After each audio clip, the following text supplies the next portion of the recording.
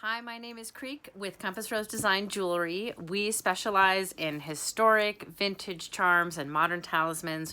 We are here to serve you history. So tonight, a few minutes about Victorian mourning jewelry. So Queen Victoria is one of the most famous sources for popularizing the trend that we all know about. She wore widow's weeds, all black, for 10 years after her husband Albert died, and mandated that everybody in the court did as well.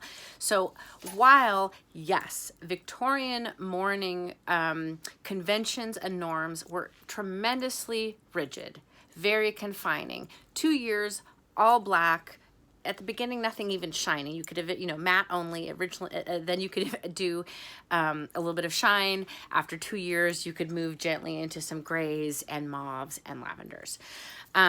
But I want to urge you to think about something a little bit differently as we travel through this journey with a little bit of a feminist twist.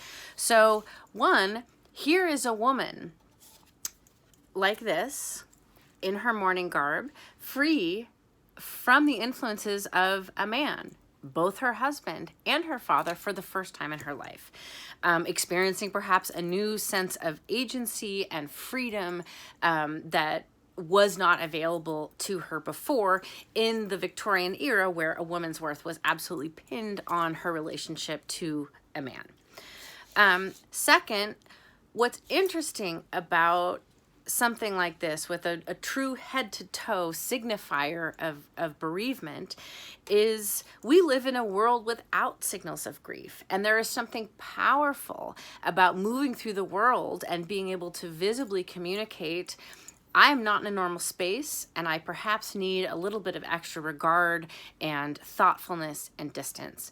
And one of the most important things that I had not thought about until the phenomenal Lucy Worsley, who's a fantastic British historian, super cool, wears a lot of great jewel color coats.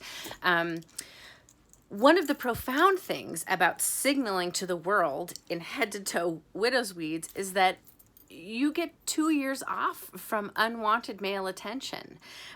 You get to have time without needing to worry about what your state is, again, in relation to a man. And so this is why during this time, Victorian, Edwardian, before and after, we see a lot of social reform movements, charity movements, important social work done by women in widow's weeds who are experiencing agency and freedom. And so what I love to do is to take something like a Victorian mourning button from the 1880s and to transform it into something modern, something vintage, something that touches on this history but talks to us now as modern people who are also connected to this history. And so how lucky are we to be where we are now, but also very in a thoughtful time where we also are connecting to some of these histories. So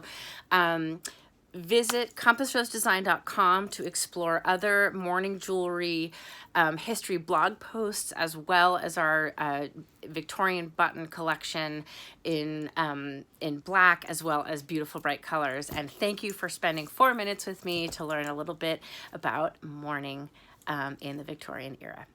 Thanks so much.